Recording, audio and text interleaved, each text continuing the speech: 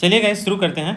तो सबसे 3 पर्सन्स आप देख रहे हैं। तो सबसे पहला वाला है sitting on a chair but restlessness, देख रहे हैं रेस्टलेसनेस है, बहुत ही परेशान लग रहा है, घबराया हुआ, ठीक है, रेस्टलेसनेस। और स्टम्पिंग फुट जो है स्टम्प कर रहा है, मतलब पटक रहा है, foot stumping on the ground, ठीक है। अच्छा, दूसरा पर्सन को देख रहे हैं। दूसरा पर्सन क्या है, इसका मुंडी टेढ़ा है, मतलब टॉटिकोलिस है, मतलब muscular contractions of head. Head जो है एक तरफ घुमा हुआ है, टॉटिकोलिस मान लीजिए, टॉटिकोलिस है। टॉटिकोलिस मतलब muscular contractions of muscles of neck, torticollis, ठीक है। हेड एक तरफ घुमा हुआ है। और तीसरा फिगर में जो देख रहे हैं, इसका देखिए, इसका टेम्परेचर इतना है कि इसके बॉडी से हीट निकल रहा है, ठीक है। तो इसके बॉडी से क्या है निकल रहा है, हीट। तो ये सब किसका फीचर्स है, टॉटिकोलिस है, रेस्टलेसनेस है। तो इसके बारे में बताएंगे। तो सबसे पहले हम जान लेते हैं कि ये किसका फीचर्स है और किस ड्रग के खाने से ओवरडोज ड्रग के साइड इफेक्ट है, वो हम देखते हैं। तो सबसे पहले दोस्तों हम देखते हैं टिपिकल एंटीसाइकोटिक और एटिपिकल एंटीसाइकोटिक। तो टिपिकल एंटीसाइकोटिक में हम पिछले क्लास में देखे थे। क्या होता है टिपिकल एंटीसाइकोटिक्स में D2 ब्लॉकर होता है, पोटेंट D2 ब्लॉकर।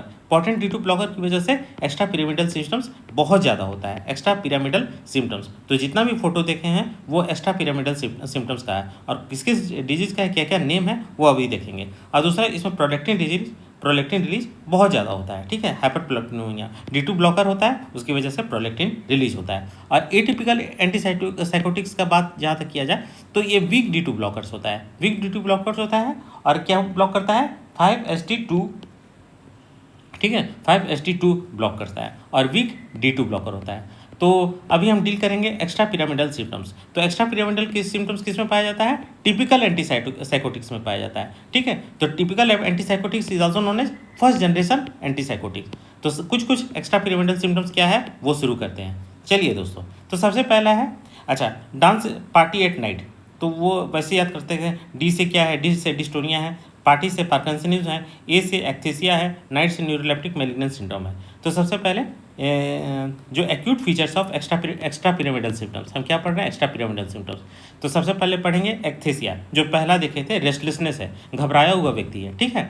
और food stumping while sitting on the ground, मतलब जमीन पर अपना पैर पटक रहा है। तो क्या ट्रीटमेंट देंगे, तो ऐसे व्यक्ति को ऐसे एक्स्ट्रा पिरामिडल सिम्टम्स में क्या ट्रीटमेंट देते हैं, बीटा ब्लॉकर देते हैं। तो कैसे याद रखेंगे, ए से एक्थेसिया और बी से बीटा ब्लॉकर। एक्थेसिया मतलब थका हुआ, थेसिया मतलब थका हुआ, ठीक है।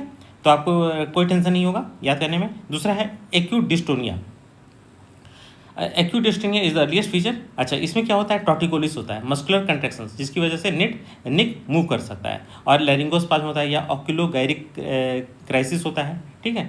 तो इसमें मेनली मान लीजिए कि मस्कुलर का स्पेस्मेटिक मस्कुलर कंट्रैक्शंस पाया जाता है, स्पेस्मेटिक मस्कुलर कंट्रैक्शंस होता है। डिस्टोनिया में क्या होता है, मस्कुलर कंट्रैक्शन होता है, भले वो लैरिंग्स का हो, मसल्स का, नेक ऑफ मसल्स का हो, या ऑक्यूलोगैरिक क्राइसिस का हो, आई का हो। तो इसमें ट्रीटमेंट क्या देते हैं, एंटीकोलिनर्जिक देते हैं, प्रोमिथाजिन और बेंजट्रोपिन। तो इसको कैसे याद रखेंगे, CD, उसको कैसे याद किए थे, AB, इसको याद किए CD। अच्छा, C से क्या है, C से एंटीकोलिनर्जिक ड्रग है, एंटीकोलिनर्जिक, ठीक है, एंटीकोलिनर्जिक ड्रग है। अच्छा, D से क्या है, D से डिस्टोनिया है, तो एक्थेसिया का AB है और डिस्टोनिया में CD है ट्रीटमेंट। चलिए दोस्तों अब आगे बढ़ते हैं। टेडिव डिस्काइनेसिया, ये वाला डिस्टोनिया था और टेडिव डिस्काइनेसिया है। अच्छा, इसमें इसको क्या कहते हैं, रैबिट सिंड्रोम कहते हैं, या पेरीओरल ट्रेमर नाम ही से है। ट्रेमर कहाँ है, मुंह के पास है, और लिप स्मैकिंग और चेविंग करता रहता है, ठीक है, चेविंग करता रहता है, किसकी तरह, बिल्कुल रैबिट की तरह, इसलिए इसका नाम क्या है, रैबिट सिंड्रोम, पेरीओरल ट्रेमर, ठीक है। अच्छा, इसमें ट्रीटमेंट क्या कहते हैं, वी मेड 2 इनहिबिटर्स, टेट्राबेनाजिन और वेल्बेनाजिन। इसको कैसे याद रखेंगे, देखिए इसको कैसे याद रखते हैं, ये बहुत इंपॉर्टेंट है, क्वेश्चन पूछा जाता है, टेट्राबेनाजिन और वेल्बेनाजिन, इसको कैसे याद रखेंगे, वी मेड, ठीक है, we made kind rabbit in Beijing मतलब चीन में हम एक काइंड रैबिट को मिले। तो चीन में तो जाहिर है चमगादड़, रैबिट, छिपकली, खरगोश, यही सब मिलेगा, ठीक है। तो we made kind rabbits in Beijing से क्यों, बेनाजिन, ठीक है। तो टेट्राबेनाजिन, वेलाबेनाजिन, ये वाला ड्रग है, टेट्रा और वेलाबेनाजिन, ठीक है, बेनाजिन। रैबिट सिंड्रोम पाया जाता है, यानी कि पेरीओरल ट्रेमर, रैबिट सिंड्रोम। अच्छा, काइंड से काइनेसिया, ठीक है, इसका जो डिजीज़ का नाम है डिसकाइनेसिया, डिसकाइनेसिया, काइनेसिया।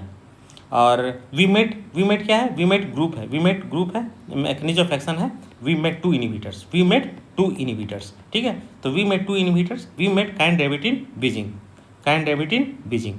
चलिए दोस्तों, ये बहुत इंपॉर्टेंट है, टेट्राबेनाजिन और वेलबेनाजिन।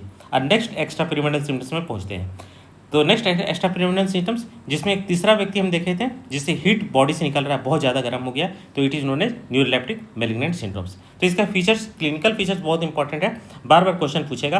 तो देखिएगा उसमें हाई टेम्परेचर दिया है कि नहीं। अगर हाई टेम्परेचर है, सीपीके है, सीपीके मतलब मसल्स का ब्रेकडाउन हो रहा है, तो जिसकी वजह से मायोग्लोबिनूरिया होगा और जिसकी वजह से इंक्रीज सीपीके होगा। दूसरा स्वेटिंग हो, हाई टेम्परेचर होगा तो स्वेटिंग भी होगा और ब्लड प्रेशर इंक्रीज है, ठीक है। तो न्यूरोलेप्टिक मैलिग्नेंट सिंड्रोम्स में high temperature, high blood pressure और इनकी मसल्स का वेस्टिंग, ये सब होता है। अच्छा, इसमें ट्रीटमेंट क्या देते हैं? बेड देते हैं। Bromocriptine is a dopamine agonist. मतलब न्यूरोलेप्टिक मैलिग्नेंट सिंड्रोम क्यों हुआ? D2 ब्लॉकर की वजह से, D2 ब्लॉकर की वजह से। तो इसमें क्या ट्रीटमेंट है? डोपामिन एगोनिस्ट, ठीक है। Bromocriptine is dopamine agonist. Amantadine, ये NMDA blocker, it also releases the dopamine, ये डोपामिन को रिलीज करता है, ठीक है। तो एमांटिडिन भी लगभग वही काम कर रहा है, ठीक है। डेंटोलिन एक्ट्स ऑन सार्कोप्लाज्मिक रेटिकुलम, जो ऑन मसल्स, ठीक है। तो ये मस्कुलर का कंट्रैक्शन है। न्यूरोलेप्टिक मैलिग्नेंट सिंड्रोम क्या है? मस्कुलर का कंट्रैक्शन, एक्सेसिव मस्कुलर कंट्रैक्शन, जिसकी वजह से बॉडी गर्म हो रहा है। और लास्ट में है ECT, ठीक है। तो बैड निमोनिक है, BAD। अच्छा, नेक्स्ट है दोस्तों, नेक्स्ट एक्स्ट्रा पिरामिडल सिस्टम है ड्रग इंड्यूस्ड पार्किंसनिज्म, ठीक है। तो ये इसमें क्या ट्रीटमेंट देते हैं? एंटीकोलिनर्जिक देते हैं, ठीक है। एंटीकोलिनर्जिक उधर एक और देखे थे किसमें होता था? CET, C से एंटीकोलिनर्जिक, D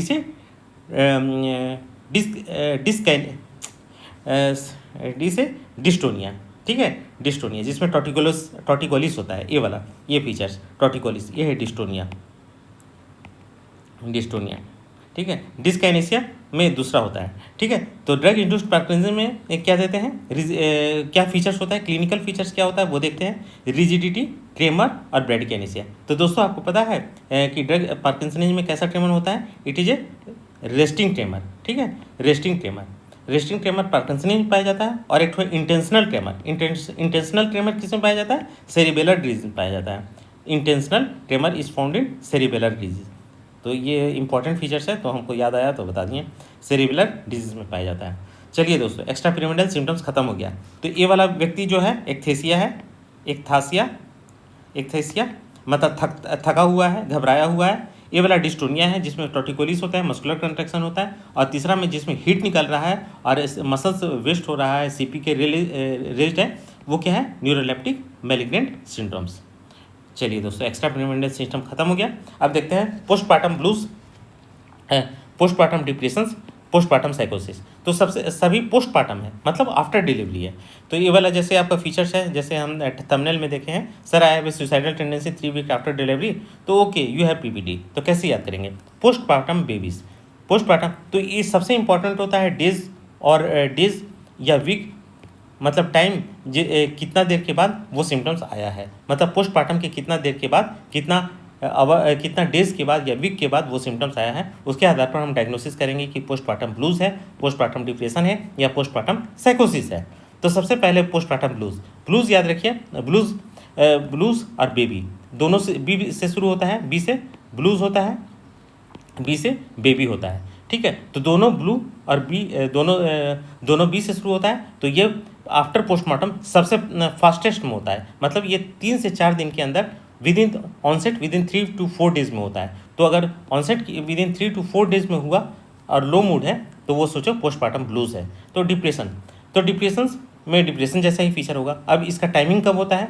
तो जनरली डिप्रेशन सिम्टम्स जो होता है ग्रेटर देन 2 वीक में होने पर हम डिप्रेशन उसको घोषित करते हैं। लेकिन पोस्टपार्टम डिप्रेशन में अगर 4 to 6 वीक्स, अगर 4 to 6 ऑनसेट 4 to 6 वीक्स में हो तो आफ्टर पोस्टपार्टम मतलब डिलीवरी ऑफ बेबी के 4 to 6 वीक ऑनसेट हो, 4 to 6 वीक में, तो पोस्टपार्टम डिप्रेशन कहते हैं। अच्छा, साइकोसिस कब होता है? तो आफ्टर डिलीवरी ऑनसेट अगर 2 वीक्स में हो, तो इसका आधा कर दिया, तो पोस्टपार्टम साइकोसिस होगा। तो अब इसमें फीचर्स क्या क्या होता है तो वो देखते हैं। ठीक है। तो postpartum blues, postpartum depression, postpartum साइकोसिस। तो देखिए ब्लूज कब होता है? Onset within 3 to 4 days, क्योंकि बी से ब्लूज, बी से बेबीज, मतलब बेबी के तुरंत बाद ब्लूज होता है, यानी 3 to 4 days में होता है। अच्छा, postpartum depression with in 4 to 6 weeks में होता है, और पोस्टपार्टम साइकोसिस विद इन 2 week में होता है, ठीक है। तो अब ये 80% पाया जाता है, 10 to 15% केसेस में डिप्रेशन पाया जाता है। अब क्वेश्चन आया तो आप सिम्टम्स किस आधार पर करेंगे? तो सबसे पहले डिप्रेशन का देखते हैं। तो डिप्रेशन का जो भी फीचर आप जानते हैं, जैसे कि lack of interest, suicidal tendency, तो वो डिप्रेशंस में रहेगा। तो पोस्टमार्टम डिप्रेशंस में भी सेम फीचर रहेगा। पोस्टमार्टम साइकोसिस में क्या फीचर रहेगा? तो जो भी जानते हैं डेल्यूजन, हेलुसिनेशन, जो भी साइकोटिक फीचर जानते हैं वो पोस्टमार्टम साइकोसिस में रहेगा क्लिनिकल फीचर। और पोस्टमार्टम ब्लूज में लो मूड, सैडनेस, ठीक है, ब्लूज मतलब सैडनेस होता है। डिप्रेशन का छोटा भाई मान लीजिए, तो हल्का फुल्का मूड खराब रहेगा, और onset within 3 to 4 days रहेगा। तो इसका तो ये क्या बोली है सर, है सुसाइडल टेंडेंसी किस में पाया जाता है? डिप्रेशन में पाया जाता है।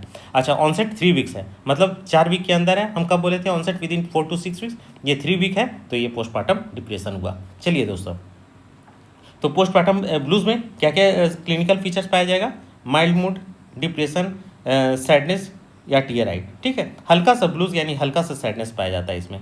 अच्छा, डिप्रेशन में डिप्रेशन वाला फीचर्स क्या होता है? Anhedonia, lack of interest, suicidal tendency, lack of interest, ये पाया जाएगा। और पोस्टमार्टम साइकोसिस में डेल्यूजन हो रहा है। साइकोसिस में साइकोसिस वाला फीचर, डेल्यूजन और हेलुसिनेशन। अच्छा, सबका ट्रीटमेंट देख लेते हैं दोस्तों। अच्छा, ऐसा पोस्टमार्टम ब्लूज का कोई ट्रीटमेंट नहीं है। डिप्रेशन में क्या होता है? जाहिर है एंटी डिप्रेशन रहेगा, SSRI, और कुछ इंपॉर्टेंट है गावा मॉड्यूलेटर, ब्रेक्सानोलोन और जूरानोलोन। मतलब डिप्रेशन में क्या होता है? आदमी को एलोन नहीं रहना चाहिए, नॉट एलोन, ठीक है। तो नॉट लोन मतलब एलोन मत रहो, ठीक है। तो ये डिप्रेशन का ड्रग का नाम है, जूरालोनोल, ब्रेक्सानोलोन, ठीक है। तो डिप्रेशन में नोलोन रहेगा। अच्छा, एंटीसाइकोटिक ड्रग्स यूज़ करेंगे। चलिए दोस्तों,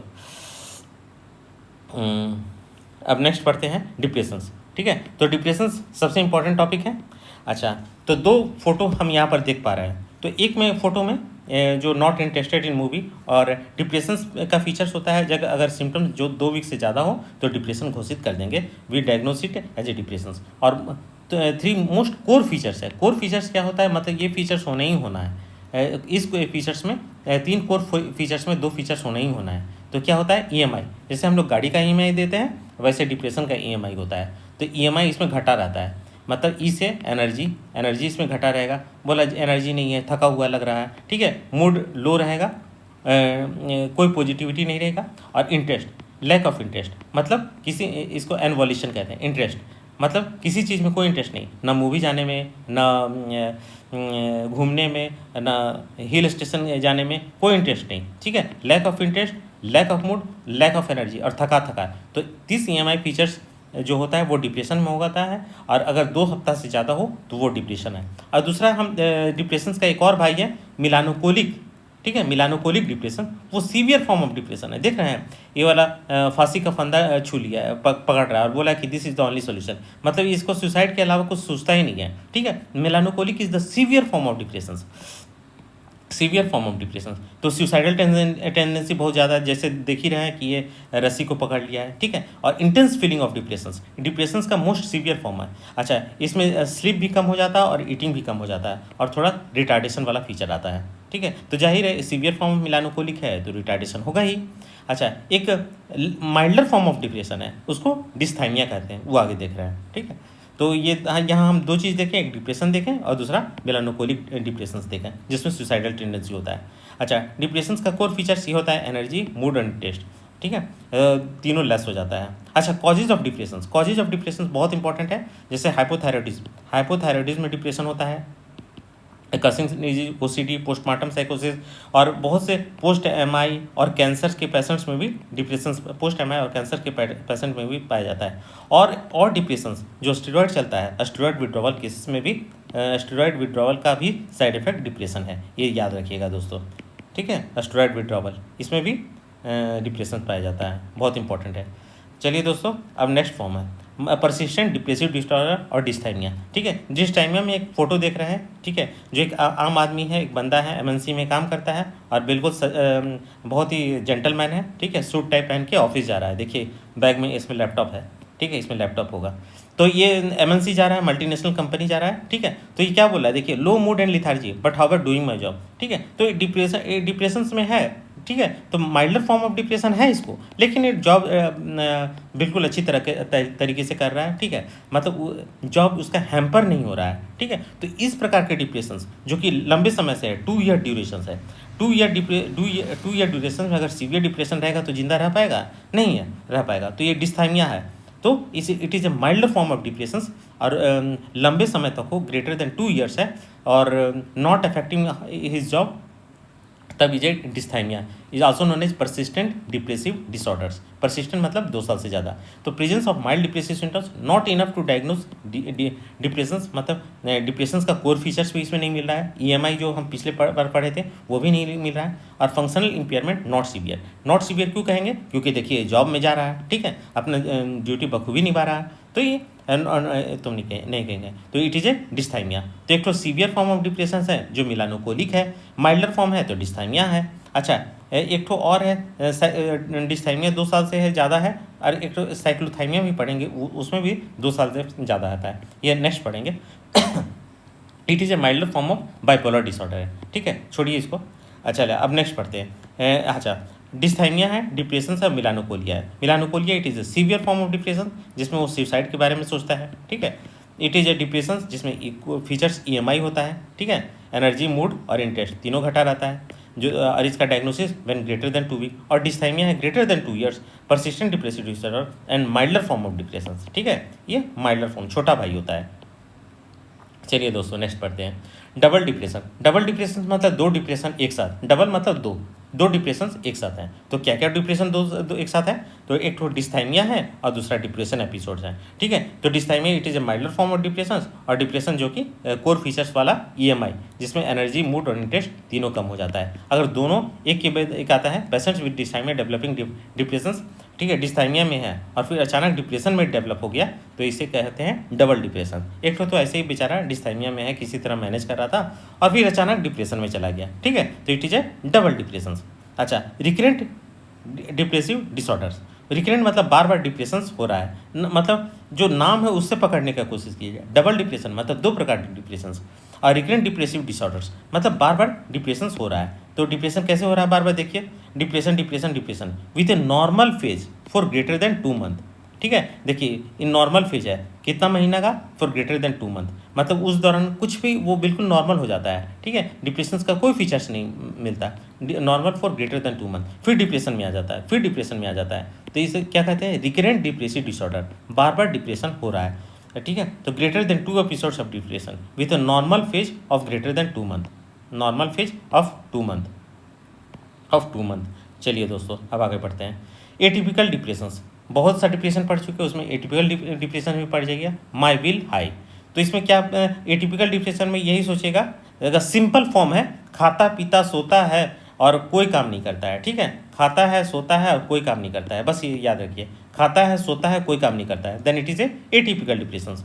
माई विल इज हाई, तो कैसे करेंगे, mood reactivity in positive symptoms, my से mood reactivity in positive symptoms, will से वेट गेन, आई से इंटरपर्सनल रिजेक्शंस, एल से लेडन सिंड्रोम, ठीक है, लेडन पैरालिसिस ये क्या होता है वो देखते हैं, और एच से हाइपरसोमनिया मतलब बहुत ज़्यादा स्लीप, हाइपरसोमनिया मतलब स्लीप बहुत ज़्यादा है, ठीक है। और लेडन पैरालिसिस क्या होता है, मतलब इसे ऐसा लगा है चारों लिम्स पैरालाइज हो गया है, ठीक है, चारों लिम्स पैरालाइज हो गया, बहुत ज़्यादा हाई हो गया है और उठ नहीं पा रहा है, इसी को लेडन पैरालिसिस कहते हैं, ठीक है। जो काम नहीं करेगा, दिन भर सोया रहेगा, उसके लिए तो पूरा हाथ पैर चलाना भी एक भारी काम हो गया, तो ये लेडन पैरालिसिस है। मतलब वेट इज मतलब हिज लिम्ब इज हैवियर, इतना उसका लिम्ब इतना हैवी हो गया कि वो उसको मूव नहीं कर पा रहा है, ठीक है, it is known as leaden paralysis.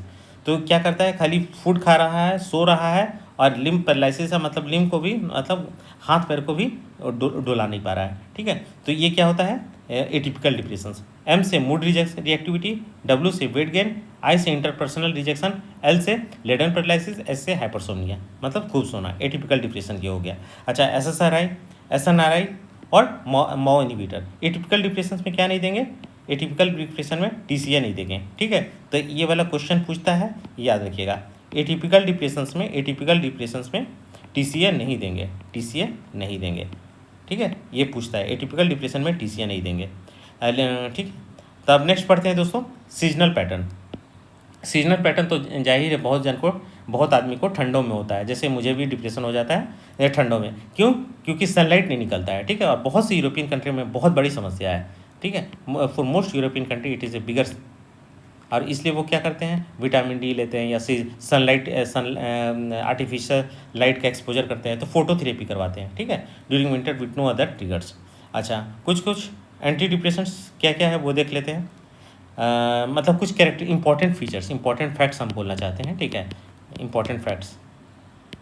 अच्छा, SSRI और SNRI कॉजेज सेक्सुअल डिस्फंक्शन, तो सेक्सुअल डिस्फंक्शन करता है, ठीक है। और इसमें क्या होता है, डिलेड इजैकुलेशन। अच्छा, याद होगा दोस्तों, हम मेरे पहला वीडियो में प्रीमेच्योर इजैकुलेशन हम लोग पढ़े थे, ठीक है। प्रीमेच्योर इजैकुलेशन किस फेज में डिफेक्ट होता है, ऑर्गेज्म होता है प्रीमेच्योर इजैकुलेशन। उसमें तो हम सनसेट फोकस ये करते हैं, मास्टर एंड जॉनसन टेक्निक करते हैं, ठीक है। और ग्लांस पेनिस को स्क्वीज टेक्निक कहते हैं। लेकिन अगर ड्रग देना हो तो हम SSRI देते हैं, पैरोक्सिटिन देते हैं, क्योंकि इसका साइड इफेक्ट डिलेड इजैकुलेशन है। तो प्रीमेच्योर इजैकुलेशन में डिलेड इजैकुलेशन वाला ड्रग देते हैं SSRI, जो कि इसका साइड इफेक्ट है, ठीक है। चलिए दोस्तों, अब नेक्स्ट है SSRI या कंट्राइंडिकेटेड इन प्रेगनेंसी। तो इसको कैसे याद रखेंगे, प्रेगनेंसी में पैरोक्सिटिन कंट्राइंडिकेटेड है, ठीक है। अच्छा, SSRI drug of choice in pregnancy. तो प्रेगनेंसी में ड्रग ऑफ चॉइस अगर किसी को एंटी डिप्रेशन देना है तो सर्ट्रालिन देंगे, ठीक है। इसको कैसे याद रखेंगे, प्रिंस S होता है, तो यहाँ याद रखिए। तो प्रेगनेंसी सर्ट्रालिन, प्रेगनेंसी में सब अपने बच्चे को राजकुमारी समझते हैं, तो प्रेगनेंसी में सर्ट्रालिन, प्रिंस याद रखिए, ठीक है। Bupropion is contraindicated in seizures और all other features with psychotic symptoms, जैसे कि बुलिमिया नर्वोसा में भी सीजर आ सकता है, तो बुप्रोपियन कंट्राइंडिकेटेड है। बुलिमिया नर्वोसा में सीजर क्यों आ सकता है, क्योंकि इसमें इलेक्ट्रोलाइट्स का लॉस होता है, इतना बिंज पर्जिंग करता है, वोमिटिंग करता है कि उसमें इलेक्ट्रोलाइट्स का लॉस हो सकता है, और इलेक्ट्रोलाइट लॉस होने से उसको सीजर आ सकता है। तो बुप्रोपियन इज कंट्राइंडिकेटेड। बुप्रोपियन क्या है, NDRI, ठीक है। बुप्रोपियन इज ए NDRI, और बुप्रोपियन किसी भी सीजर वाला कंडीशन में नहीं देंगे। चलिए दोस्तों, न्यू ड्रग्स है, न्यू ड्रग्स बहुत इंपॉर्टेंट है।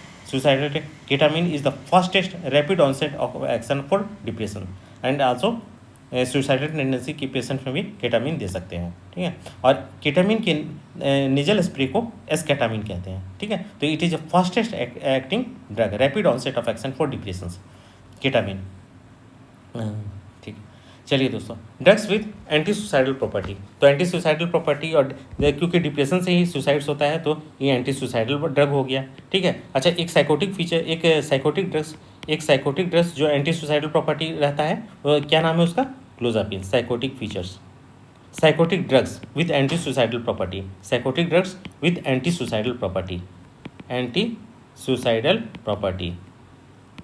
सुसाइडल प्रॉपर्टी क्या नाम है, clozapine is a atypical antipsychotic, ठीक है। Clozapine is a atypical antipsychotic. अच्छा, इसी में एक ग्रेनुलोसाइटोसिस होता है, WBC काउंट घट जाता है। अच्छा, is the most common psychiatric cause of suicide. तो depression is the most common psychiatric cause of suicide. और एंटी सुसाइडल ड्रग देख ही लिए, केटामिन, एस्केटामिन और क्लोजापिन। चलिए दोस्तों, अच्छा, gepirone acts on a 5-HT1 antagonist और 5-HT1 एगोनिस्ट और increases the QT interval.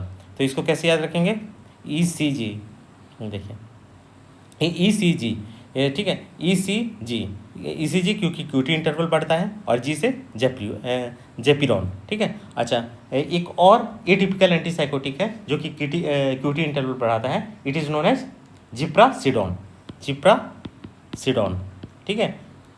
It is a जिप्रासिडोन क्या है, एटिपिकल एंटीसाइकोटिक है। अदर एटिपिकल साइकोटिक कौन है, एटिपिकल एंटीसाइकोटिक क्लोजापिन, ओलंजापिन, रेस्पेरिडोन और जिप्रासिडोन। ठीक है, चलिए दोस्तों, टीसीए टॉक्सिसिटी। टीसीए टॉक्सिसिटी बहुत इंपॉर्टेंट है, इसमें तीनों सिस्टम में इन्वॉल्व हो जाता है। अच्छा, सीएनएस में होगा तो कोमा और कन्वर्जेंस होगा, सीवीएस में क्यूआरएस का लेंथनिंग होगा और ईएनएस में टेम्परेचर एलिवेटेड होगा।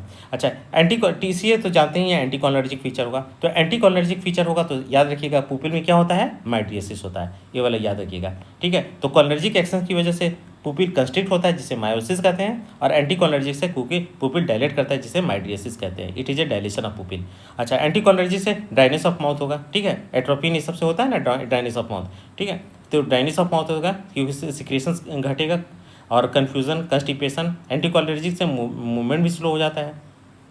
चलिए दोस्तों, अच्छा, ट्रीटमेंट ऑफ टीसीएस क्या देते हैं, सोडियम बाइकार्बोनेट देते हैं, सोडियम बाइकार्बोनेट। एंटी कोलिनर्जिक जहाँ भी आएगा, जैसे कि धतूरा पॉइजनिंग में एंटी कोलिनर्जिक होता है। ठीक है, धतूरा पॉइजनिंग में एंटी कोलिनर्जिक होता है तो सभी ग्लैंड सूख जाएगा, ड्राइनेस ऑफ माउथ होगा, माइड्रियसिस होगा। ठीक है, अच्छा, और इसका तीनों सिम्टम्स हम देख लिए हैं और इसका ट्रीटमेंट भी देख लिए हैं, टीसीए सोडियम बाइकार्बोनेट। चलिए दोस्तों,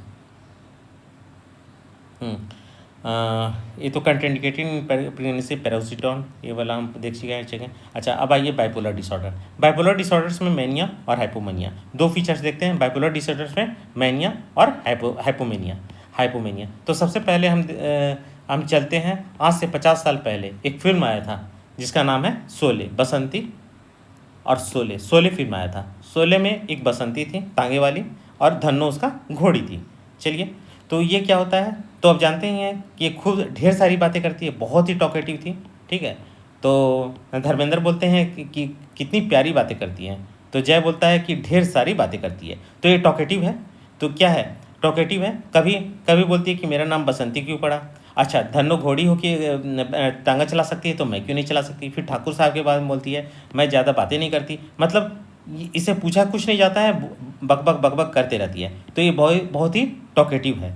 ठीक है, अच्छा, फ्लाइट ऑफ आइडियाज़, मतलब अपने ही बात कभी ठाकुर साहब के बारे में बोलती है, कभी धन्नो के बारे में बोलती है, कभी मेरा नाम बसंती क्यों पड़ा उसके बारे में बोलती है। ठीक है, तो इसे फ्लाइट ऑफ आइडियाज़ कहते हैं, मतलब आइडियाज़ एक जो दूसरी जगह से उड़ान भर रहा है, मतलब कोई रिलेशन नहीं है, और एक बात दूसरा बात तीसरा बात जिसका कोई रिलेशन नहीं है, तो it is a flight of ideas. बहुत ही टॉकेटिव है, बहुत ज़्यादा बातें करती है। ठीक है, अच्छा, और तीन इंपॉर्टेंट फीचर्स हैं जो कि हाइपोमेनिया में नहीं होता है। तो मैनिया अगर समझें तो शोले का बसंती उसको मैनिया डायग्नोस कर सकते हैं। तो तीन इंपॉर्टेंट फीचर्स मैनिया में है जो कि हाइपोमेनिया में नहीं होता है। तो इसमें साइकोटिक फीचर्स होता है, मतलब डेल्यूजन हेलुसिनेशन वाला फीचर्स होता है, और इसलिए इसको हॉस्पिटलाइजेशन का ज़रूरत भी होगा और फ्लाइट ऑफ आइडियाज़ होगा। तो इसे ये मत समझ लीजिएगा कि बसंती को हॉस्पिटलाइजेशन का ज़रूरत है। ठीक है, तो तीन फीचर्स ऐसा है जो कि मैनिया में होता है, हाइपोमेनिया में नहीं होता है। तो हाइपोमेनिया क्या होता है, it is a milder form of mania अगर बसंती है तो हाइपोमेनिया जया बच्चन है। ठीक है, अच्छा, मैनिया के डायग्नोसिस के लिए 1 वीक तक सिम्टम्स होना जरूरी है। चलिए, अब हाइपोमेनिया पढ़ते हैं। ठीक है, हाइपोमेनिया कौन हो गया, जया बच्चन। मैनिया कौन हो गया, बसंती। तो इसमें क्या होता है, less severe form of, mild form of mania. ठीक है, सिम्टम्स से नॉट सीवियर इनफ, और मैनिया में सिम्टम्स भी सीवियर होता है और डेज भी लंबा होता है। हाइपोमेनिया में सिम्टम्स भी कम होता है और डेज भी छोटा होता है। ठीक है, ये तो बहुत इंटरेस्टिंग चीज़ है। अच्छा, 3 फीचर्स जो कि मैनिया में पाया जाता है, जो इसमें नहीं पाया जाता, हाइपोमेनिया में नहीं पाया जाता। साइकोटिक फीचर्स मतलब डेल्यूजन हेलुसिनेशन हाइपोमेनिया में नहीं पाया जाता।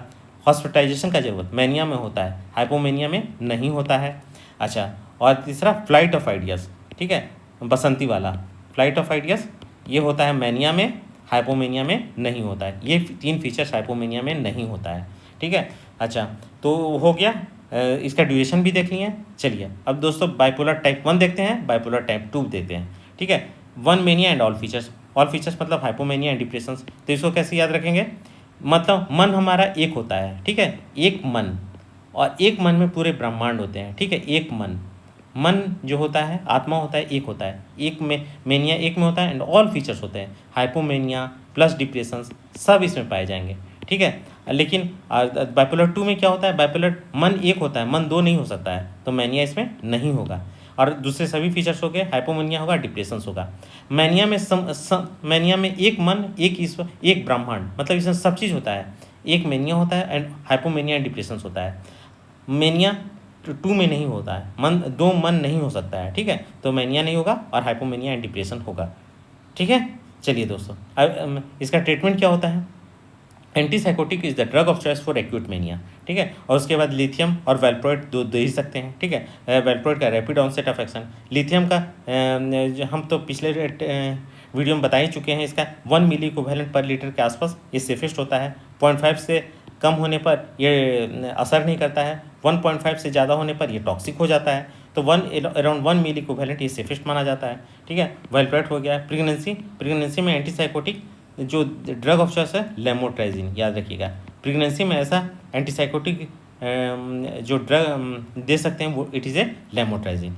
चलिए दोस्तों, अब नेक्स्ट क्या है, चलिए ये है एक क्वेश्चन है कि एक पर्सन है जो अपना रैपिड बाइपोलर डिसऑर्डर के लिए लिथियम ले रहा था for 2 years, not develops rapid cycling disorders, ठीक है। और उसका TSH भी बढ़ा हुआ है, मतलब 2 years से लिथियम ले रहा था और अचानक फिर देखा गया कि रैपिड साइक्लिंग डिसऑर्डर में लैंड कर गया और उसका TSH भी बढ़ा है। तो ऐसा क्यों हुआ है। लिथियम कॉजेज हाइपोथायराइडिज्म और hypothyroidism is a precursor of causative agent of for rapid cycling disorders, ठीक है, rapid cycling disorders.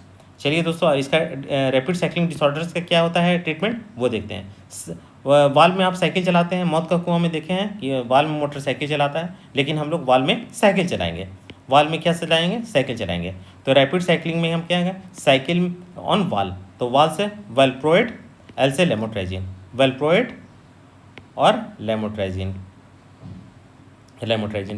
Is safest in pregnancy, ठीक है। We do not give drugs, हाँ हो गया, बाल में हम साइकिल चलाएंगे।